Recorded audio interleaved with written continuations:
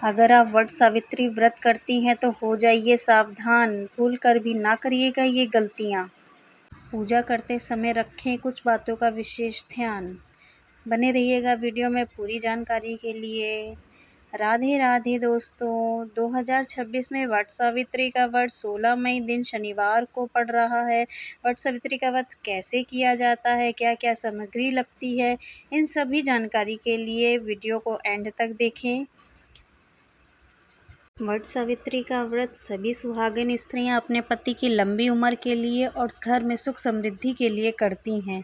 इस दिन सुबह प्रातः आप स्नान आदि करके साफ सुथरे लाल पीले हरे चटक रंग के वस्त्र धारण कीजिए। नई साड़ी हो तो आप नई साड़ी या फिर अपनी शादी का भी जो जोड़ा होता है ना, वो आप पहनकर पूजा कर सकती हैं। 16 श्रृंगार करिए, एक दिन पहले मेहंदी आदि लगवाइए, शादी की चुन्नी अवश्य पहने। पूजा सामग्री देखिए मैंने स्क्रीन पर मेंशन कर दी है, आप वहां से सारी पूजा सामग्री आवश्यक जो है वो नोट कर लीजिएगा। पूजा करने के लिए आप वट के पेड़ के नीचे बैठकर अगर पूजा करती हैं तो ये सर्वोत्तम रहेगा। अगर आपके घर के आसपास वट का पेड़ नहीं है तो आप एक दिन पहले वट की टहनी मंगा लें, क्योंकि व्रत वाले दिन वट वृक्ष की टहनी को नहीं तोड़ा जाता है। आपको जहाँ पर पूजा करनी है सबसे पहले उस स्थान को साफ सुथरा कर लें।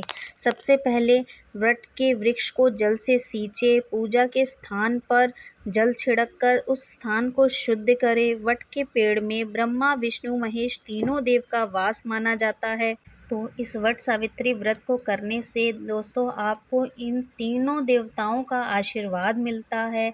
अब पेड़ पर आप जो घर से आइपन बना के लाए हैं उसके 5 या 7 थापे लगाएं।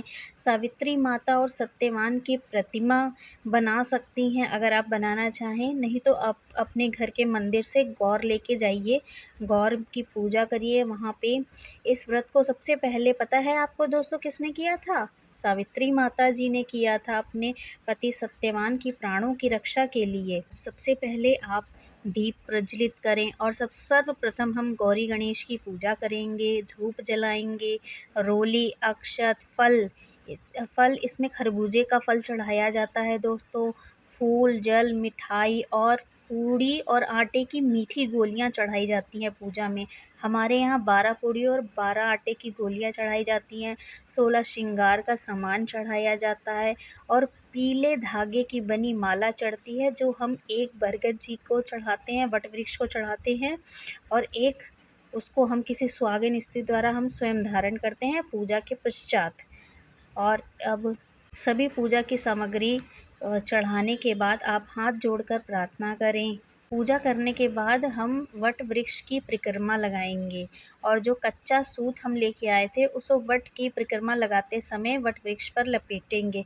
पता है कहीं पर 7 परिक्रमा लगाई जाती हैं, कहीं पे 11 लगती हैं, मेरे यहाँ दोस्तों 12 परिक्रमा लगाई जाती हैं। जितनी भी परिक्रमा आपको लगानी है उतने चने के दाने अपने हाथ में ले लें और एक फेरा लगाते समय एक चने का दाना पेड़ को अर्पित करते चलिए।